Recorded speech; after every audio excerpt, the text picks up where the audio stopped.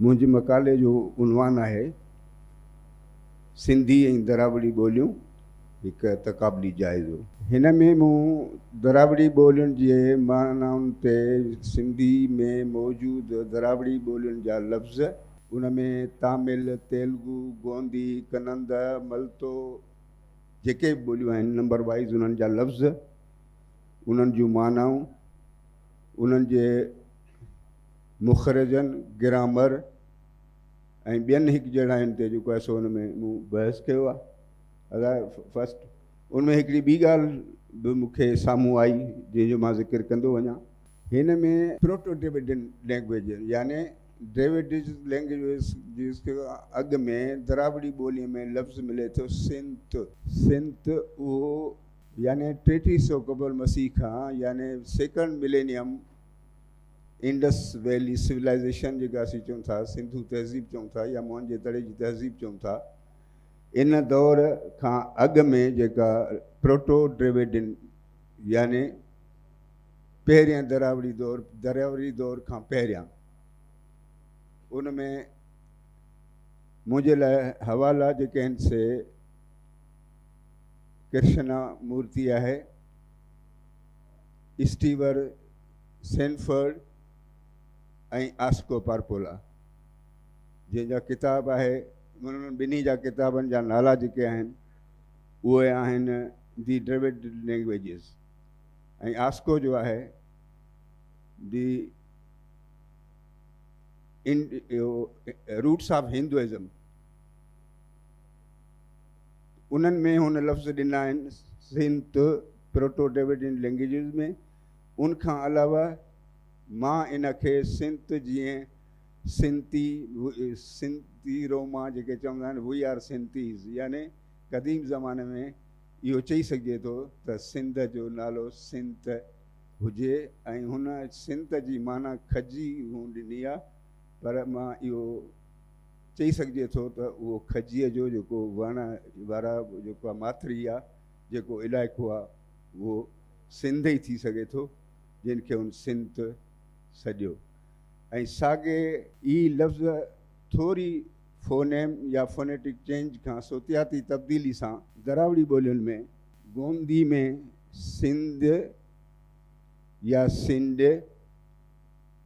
या हिंद या इंड, कुवी ॿोली में सिंध या सिंध ॾाखिणी दरावड़ी ॿोली आहे।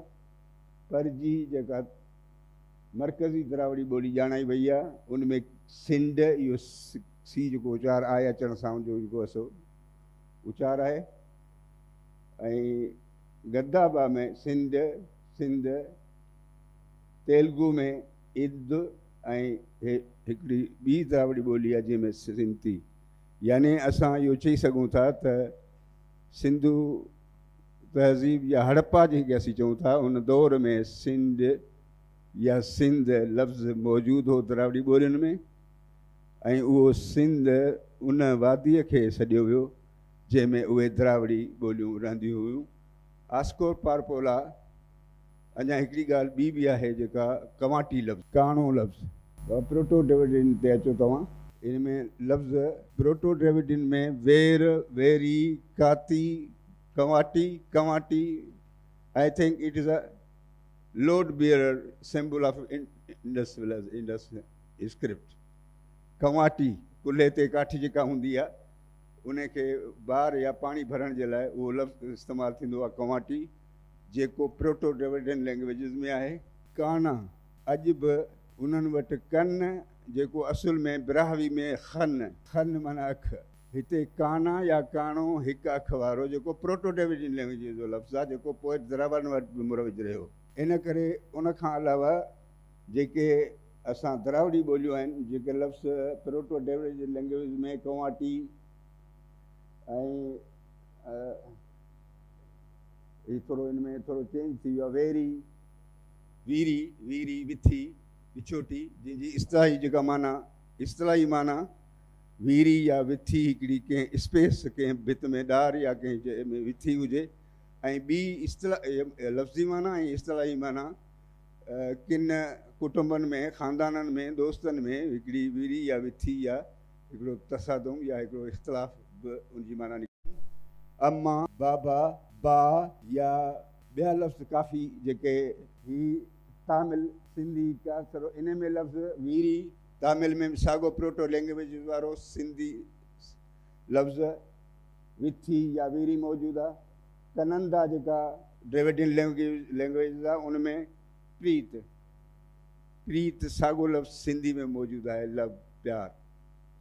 उनखां अलावा कनंदा में लफ़्ज़ कारी ब्लैक या अम्मा मदर तरकारी सब्ज़ी जेको चऊं था। उनखां अलावा जेका आस जेको प्रोटोटाइपिकल वर्ड आहे जेको सिंध में हिन दरावड़ी ॿोली लफ़्ज़ में मौजूदु आहे, आस उमेद डिज़ायर, उहो सिंधी में बि अॼु मौजूदु आहे।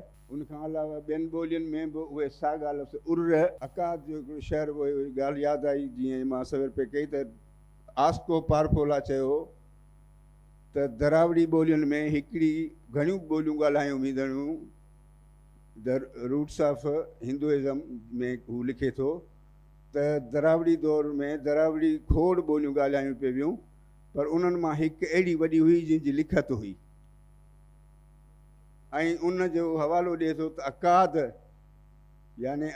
यानी सुमेर ऐं मेलोहा जे लाइ हुननि इहो चयो आहे त सिंधु हिंदुस्तान या सिंध में जंहिंमें हुन चांहूं जो दड़ो बि ॾिनो आहे हुनजे भरिसां, माना इंडस जेका आहे सा वादी माथरी इंडस वैली। ऐं मूं हुनखे उहो अलॻि बहस आहे, पर मूं हुनखे जेको मेलोहा या मेसोपोटेमिया मेलोखा चयो आहे, इहो मेलोहा जेको आहे उहो वादी सिंध आहे ऐं हिंदुस्तान वारा कमु कंदे हुनखे पंहिंजो करे था वञनि। पर इहो मेलोहा जे लाइ दानी जो बि इहो चवणु आहे त इहो मलाह मां निकितल आहे। मुमकिन आहे त इहो मलाह लफ़्ज़ यानी जंहिंजो वापार जे हवाले सां जंहिंजी हिकिड़ी मोहर मिली आहे सिलेंडर जेका हिकिड़ी मोहर मिली आहे शू इलिशू जी, उन मोहर ते इंडस स्क्रिप्ट उकुरियल आहे जेको मेलोहा सां तालुक़ु रखे थो। ऐं मेलोहा सिंधु माथरी में आहे त माना इहो इंडस सिविलाइज़ेशन जेको मलाहे खे मां इहा मुंहिंजी राय आहे, जेको मुंहिंजो किताबु छपजी चुको आहे हुन में मौजूदु आहे त मलाहे मोहाणो सिंधी लफ़्ज़ आहे। मोहाणे इहो तब्दील थियणु मुमकिन आहे त मोहे थियो हुजे ऐं मोहन सॼो हुजे। इहा हिकिड़ी मुंहिंजी राय आहे, इहा को बि हुनखे अॻिते वधाए रद्द करे सघे थो। सो बहरसूरत मां मुख़्तसिर हिन खे कयां थो त सभिनी सिंधी यानी दरावड़ी ॿोलियुनि में उनखां अलावा हिकिड़ी विसुर्गी जा ते साईं जेको साहब करे वियो, मां उन बहस में नथो पवणु चाहियां। बिरोही जेको लफ़्ज़ आहे झल यानी बंदि कंहिंखे ॾिबो आहे, बिरावी दरावड़ी में बि शुमारु कई वञे थी ऐं कुझु माण्हू बिरावी पाण खे बलोच सम्झनि था, पर उन में हेल्थ इहो उचार असुली आहे हेल्थ, पर हेठि बि चवंदा आहिनि जंहिंखे हेल्थ बकरी मेल्ट। हिते लिखत में मूंखां ड्रेल अची वियो आहे इहो ॾिढ। ऐं अहिड़े नमूने सां घ जेको आहे इहो खन माना अखि। सो मुख़्तसिर तौरु इहो हुन मूंखे इशारो ॾिनो त महिरबानी ते अचो।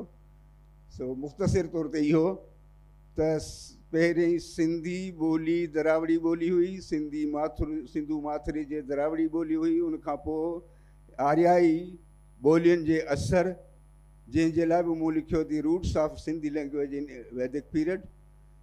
उन ॿोलियुनि खां अलावा अरबी ऐं फ़ारसी ऐं इस्लामी ज़बाननि जे लफ़्ज़नि जे अचण जे करे सिंधी ज़बान खे आर्यन ग्रुप ऑफ लैंग्वेजिस में शुमारु कयो वियो। पर मुंहिंजी राय आहे त बुनियादी तौरु ही दरावड़ी ॿोली हुई। तव्हां सभिनी जी महिरबानी।